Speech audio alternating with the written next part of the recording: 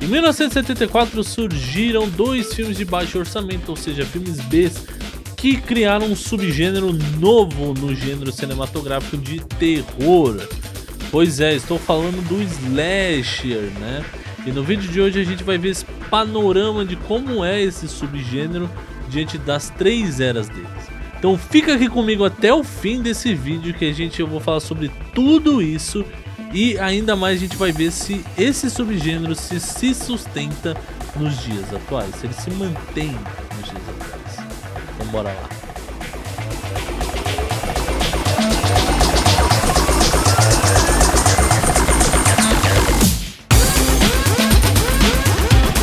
Bem-vindo ao Café com Cinema, aquele momento meu, seu, nosso, em que nós falamos sobre filmes, séries e tudo relacionado à sétima arte. No vídeo de hoje nós falaremos sobre o slasher e o pastiche. Já vou explicar daqui a pouco para vocês o que é o pastiche. E se você é um grande fã de filmes de terror, ainda mais o subgênero slasher, eu tenho certeza que se você se pergunta assim como eu, tipo, cara, o que aconteceu que não tem tantos filmes slasher hoje em dia quanto tinha, sei lá, em 1980, 1990? Ou então bate aquela nostalgia, né? Da gente fala, meu, quero assistir, aí a gente procura um Jason, um Michael Myers, um Halloween, né? Ou Hora do Pesadelo pra assistir, um Pânico, em alguma das redes de streaming e acaba se contentando com aquilo, mas não tem tantos filmes novos. É complicado, né? Por que será? Bom, primeiro por serem cada vez mais populares e fazerem parte da cultura pop atual, o gênero cinematográfico terror tornou-se um dos principais gêneros e o favorito de algumas pessoas. Desta forma, o número de investimentos das grandes produtoras em filmes de gênero é alto, fazendo com que tenha pelo menos 3 ou 4 lançamentos de filmes de terror no círculo de cinema mundial por ano. Com essa frequência frenética de lançamento, surgiram subgêneros do terror, tais como os filmes demoníacos, cujo o tema principal é a possessão de um demônio em uma vítima, filmes de vampiro, este tendo seu surgimento lá em 1922 com Nosferatu de Murnau, filmes de splatter, na tradução para o português splatter significa respingos, subgênero este que é popularmente chamado de gore, por se tratar de uma quantidade gigantesca de sangue que chega até respingar na tela. E por último, os filmes de slasher. De uma forma simples, pode-se dizer que filmes de slasher é sobre um serial killer que mata suas vítimas por conta de um trauma que sofreu em seu passado.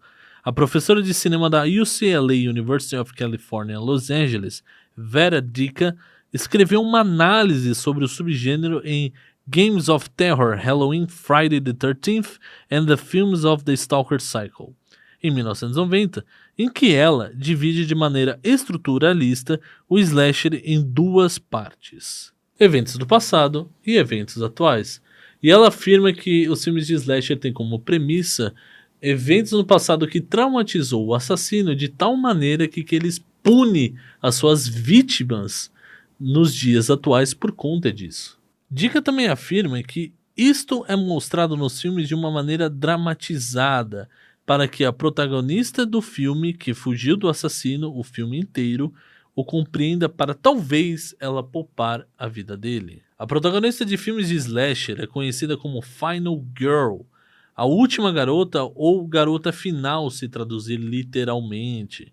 Este termo ficou conhecido pela análise da professora da Universidade da Califórnia em Berkeley, Carol J. Clover, em seu livro Men, Women and Chainsaws, em 1992, na tradução Homens, Mulheres e Motosserras, onde a autora aborda a representação do subgênero e sua sexualidade. De acordo com Clover, o assassino de um filme de slasher nunca consegue matar a sua vítima principal, a protagonista, que sempre é uma mulher e costuma ser a pessoa mais bondosa e caridosa de seu grupo, além de não ter relações sexuais com ninguém e nem fumar e beber nada alcoólico. O fato de ser chamada pela autora de Final Girl é algo característico que se segue em todos os filmes de slasher, desde o seu gênesis, como o filme estadunidense O Massacre da Serra Elétrica, de 1974, de Tobe Hooper, e o canadense Black Christmas, de 1974, de Bob Clark. Nesses dois filmes, há um grupo de pessoas que são mortas por serial killers mascarados ou então sem nenhuma identificação de seu rosto, e no final dos filmes a protagonista Final Girl consegue de alguma forma escapar do psicopata. Isso se repete no filme de 1978 Halloween de John Carpenter, onde temos um psicopata Michael Myers que persegue o filme inteiro o seu principal alvo, Laurie, a Final Girl, interpretada pela atriz Jamie Lee Curtis. Filme que, mesmo com baixo orçamento, assim sendo catalogado como filme B, outra característica das produções de filmes de slasher, fez grande sucesso, arrecadando cerca de 300 a 400 milhões de dólares nas bilheterias. Apesar de ter as mesmas características e seguir as mesmas estruturas de roteiro de O Massacre da Serra Elétrica e Black Christmas, o filme de John Carpenter não é um plágio e muito menos uma paródia, pois não tem nenhuma intenção em criticar a obra de origem, mas pode-se dizer que Halloween, em todos os filmes de slashers que vieram posteriormente aos de Tobe Hooper e Bob Clark, é um pastiche. Antes de continuar com a explicação do que é pastiche ou não, eu vou pedir aqui para você que você se inscreva no canal se você for novo. Se você não for novo, se você já é da galera do Café com Cinema, por favor, deixa seu like, que isso me ajuda demais, tá certo? Então bora continuar lá. Pastiche é um termo que é muito usado para o mundo literário, pois há contos de Machado de Assis e Manuel Bandeira em que eles fazem pastiche. Mas este termo é usado para qualquer obra artística em que se imita abertamente o estilo de outros artistas para constituir e criar o seu, como é o caso de John Carpenter, que imitou os estilos de Tobe Hooper e Bob Clark para fazer o seu filme de slasher que acabou se tornando um clássico do subgênero slasher. E isso foi se tornando corriqueiro com o decorrer do tempo com os filmes deste subgênero. Tanto que em 1996, o diretor Wes Craven, já conhecido pelo seu filme também de slasher A Hora do Pesadelo de 1984, fez um longa-metragem Pânico para trazer este discurso de uma maneira humorada ao uso do pastiche em filmes desse subgênero. Então pense comigo, pastiche nada mais é do que você usar o mesmo estilo que eu digo, o mesmo estilo de roteiro, o mesmo estilo de música, para fazer e homenagear os outros estilos que foram feitos dessa maneira, né? No caso, estilo aqui eu me referi a filme. Então, o Carpenter ele não roubou, ele não usou um plágio. E nem muito menos fez uma sátira. Sátira, vamos lembrar aqui, sátira e paródia, eles vêm com a questão de criticar. Ele traz o humor na ideia de criticar aquilo. O Carpenter não, ele usa disso de uma maneira de homenagear o que foi criado em 1974 e também foi criado com Psicose, certo? Do Alfred Hitchcock, para fazer o filme dele, né? Então ele usa dessa estrutura de um cara mascarado, um serial killer mascarado, onde ninguém sabe como é o verdadeiro rosto dele, usa essa ideia da Final Girl, usa tudo isso do gênero, certas cenas, por exemplo, em Pânico tem uma cena bem clássica, que o cara tá sentado assim no sofá, assistindo um filme de terror, daí ele fala, atrás, ô sua burra, olha pra trás, o bicho tá atrás de você, olha ali, não sei o que. Aí quando você vê a cena montada, ele tá assistindo TV, e atrás dele o Pânico tá. Vai que eu tô explicando a parada aqui, tem um bichão aqui atrás da cortina. Imagina! Cê é louco, fiquei com medo real, peso. Mas enfim, entendeu? O Wes Craven ele vem com essa ideia de criticar essa ideia do pastiche, entendeu? Essa é, acho que um dos principais termos, esse, né, no caso. Esse é um dos principais termos que define o que é o slasher, o subgênero do slasher, né, desde sua criação e os outros filmes que vêm em subsequência, né, que é o Halloween, você tem A Hora do Pesadelo, você tem Sexta-feira 13, e você tem um Pânico que discute, isso é bem interessante. Em 1996 já havia uma certa saturação com o subgênero, pois por mais que fosse diferente a premissa dos filmes de slasher, eles seguiam aquela mesma estrutura de roteiro em que os fãs já sabiam o que iam acontecer com os personagens do filme. Um artigo escrito por Sotiris Petrides chamado A Historical Approach to the Slasher Film, ele chama a década de 90 de um período pós-moderno dos filmes de slasher, pelo fato de os filmes de slasher estarem tão previsíveis que a indústria do cinema precisava renovar o subgênero. Nisso, Wes Craven trouxe personagens que sabiam da previsibilidade do subgênero e brincava com isso de uma maneira em que eles tentassem alterar o pastiche. Assim foi o primeiro filme de Wes Craven nessa era pós-moderna do slasher, A Hora de Pesadelo de 1994, uma década depois do lançamento do primeiro, onde eles gravaram com toda a equipe e elenco de seu primeiro filme, mas eles interpretavam eles mesmos no longa-metragem. Em uma das cenas do filme, o próprio Wes Craven aparece e diz que a única maneira de matar Freddy Krueger é fazer uma sequência para que ele seja preso na narrativa. Olha que interessante, o Wes Craven ele traz esse diálogo, né? Como eu falei, ele já estava muito saturado esse subgênero na década de 90. A galera já sabia o que ia acontecer, já... É o que eu falei da cena do cara. Fala, olha ali atrás, olha não sei o que, do Pânico, né? E aí tem um filme do Fred Krueger, que é A Hora do Pesadelo, em que ele, o Wes Craven, ele traz esse debate com os próprios atores, sendo eles mesmos. E a única maneira de você acabar com o Fred Krueger é travando ele, fazendo uma sequência para que ele continue no filme. Olha, que gênio. Ainda nesse artigo, Petrides afirma que é uma terceira época do subgênero slasher, o neo-slasher, assim como denomina o autor, que trata-se desde a virada do milênio até os dias atuais, e é nesta era atual em que o slasher tem um grande declínio. Os filmes não parecem funcionar e aguçar o gosto do público como era nas eras anteriores. Muito disto devido ao contexto político da época. Muitos desses filmes de slasher são de origem estadunidense. Nos anos 2000, George W. Bush assumiu a presidência dos Estados Unidos, onde permaneceu até 2009. A política de Estado de Bush era muito parecida com a adotada por Ronald Reagan, que eram pensamentos conservadores voltados para valores da família e também para a guerra ao terror, consequência ao ataque às Torres Gêmeas no dia 11 de setembro de 2001. Assim, toda a população estadunidense estava voltada e apoiava as medidas tomadas por Bush para combater a guerra ao terror. Diante disto, começaram a surgir perguntas ao cinema de terror, pois como eles poderiam querer ver tanta violência nas telas do cinema se eles já tinham presenciado o verdadeiro terror? Sendo assim, diversos subgêneros surgiram dentro do terror durante o decorrer da guerra ao terror. Esse surgimento de novos subgêneros fizeram o slasher florescer e criar a terceira e atual era, o neo-slasher, onde é dividido em duas categorias, os remakes e os originais.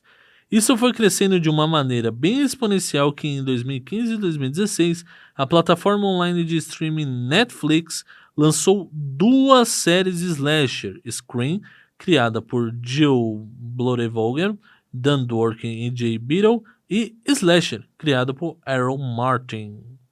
Olha que interessante, gente. Se a gente parar pra pensar e falar, cara, por que não tá surgindo tanto filme de slasher? O que tá acontecendo com os filmes de slasher?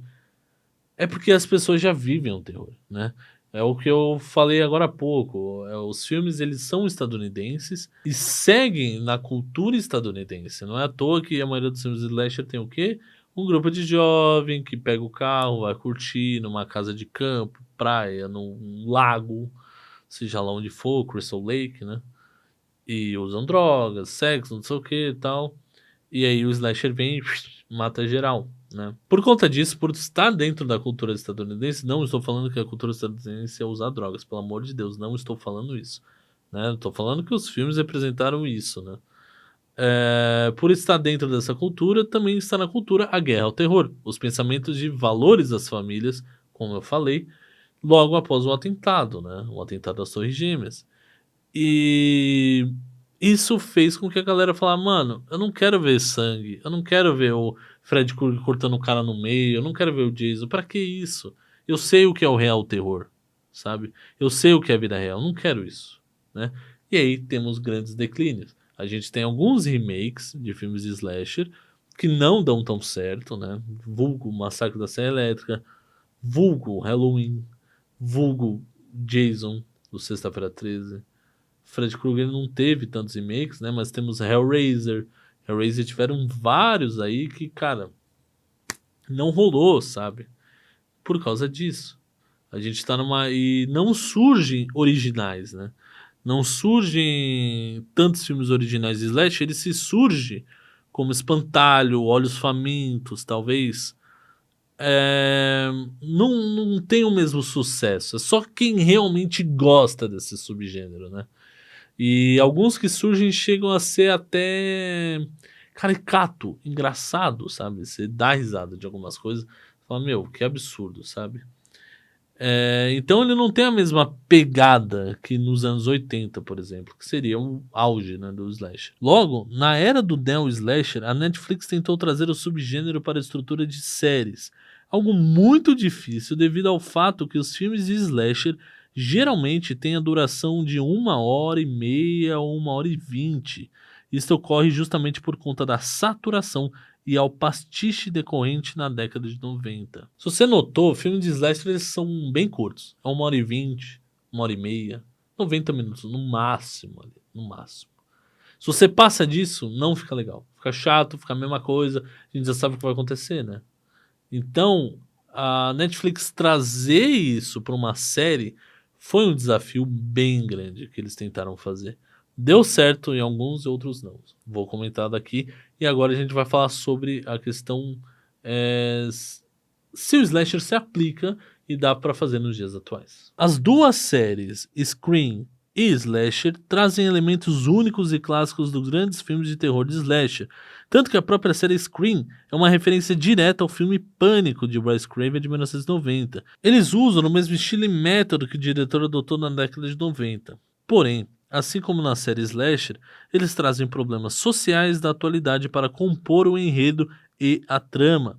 Problemas esses tais como preconceito religioso, homofobia, ascensão de grupos de supremacistas brancos, racismo e xenofobia. Mas, da maneira que foi colocado nas duas séries, parece algo justamente para preencher o espaço que o subgênero slasher não consegue sustentar se for um filme com uma duração grande e também uma certa tentativa de proteger a trama. No entanto, isso acaba exaurindo todas as qualidades boas da série em relação ao subgênero. O próprio pastiche não se sustenta e acaba se tornando muito previsível diante de certas situações que ao diretor do episódio tentar quebrar esse padrão com novas tentativas de dar uma cara nova ao subgênero, as ações deles acabam sendo previsíveis e não tendo o resultado esperado no espectador, como foi o que aconteceu na década de 90 com os filmes de Wes Craven.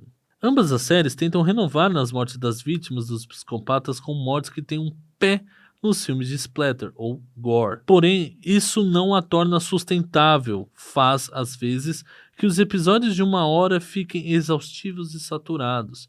Talvez seja a longa duração dos episódios que faz com que as séries não consigam usufruir tão bem do pastiche e da estrutura clássica de filmes de slasher. Acredito que se os episódios fossem mais curtos, não precisaria jogar tanta informação e se aprofundar tanto nos personagens e na psique deles ao ponto de esgotar todos os seus recursos. Com menor duração, os episódios poderiam focar no assunto principal e trabalhar de maneira que eles se sustentem e causem a mesma empolgação que causava nos espectadores nas eras clássica e pós-moderna do subgênero slasher. Porém, o subgênero não está em declínio, e sim em ascensão, visto que em 2018, John Carpenter, diretor do primeiro filme de Halloween de 1974, produziu um novo filme Halloween dirigido por David Gordon Green. Com um orçamento de 15 milhões de dólares, o filme arrecadou 255 milhões de dólares. Um forte indicativo de que o público quer mais filmes de slashers, tanto remakes quanto originais.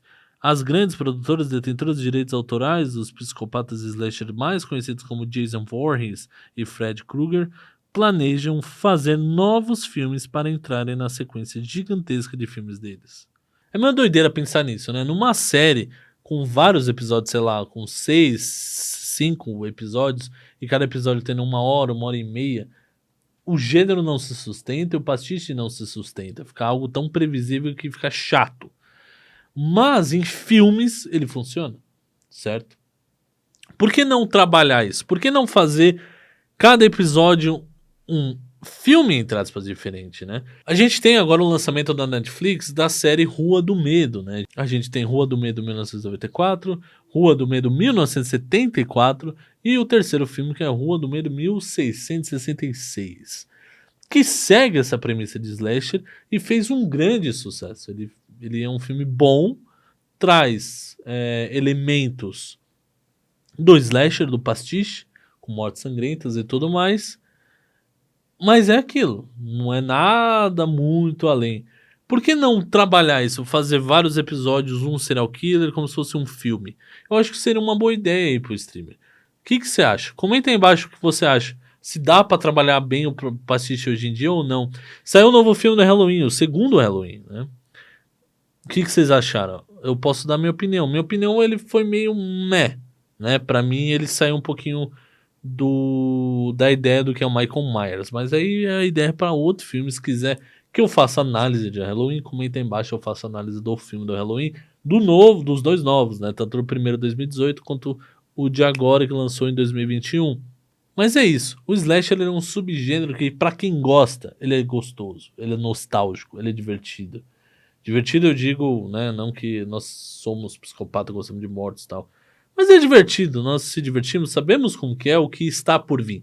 Quando a gente vai assistir um filme de slasher, a gente sabe o que está por vir, né? E quando algo surpreende, como o Wes Craven fez em 1990, aquilo se torna genial e maravilhoso, né? Por isso que quem é fã desse gênero não larga nem um pouco. Tem camisetas, assim como eu tenho várias camisetas slasher, e gosta de assistir, se diverte assistindo. Então, é por isso que talvez um lançamento de Halloween você ganhe bastante dinheiro, lucrando. E são filmes baratos de se fazerem. Você viu, o Halloween foi 15 milhões e lucrou 255 milhões agora em 2018. Milhões de dólares, né? Então, é barato entre aspas, né? 15 milhões de dólares aqui no Brasil é caro para o cacete, né? Mas são filmes baratos de fazer que pode trazer uma grande rentabilidade, um grande lucro para as produtoras. E tem público que assiste, assim como eu. Sou um fã que assista. Então é isso, pessoal. Muito obrigado por ficar até aqui, ó. Um beijão, um forte abraço e nos vemos no próximo vídeo. Tamo junto.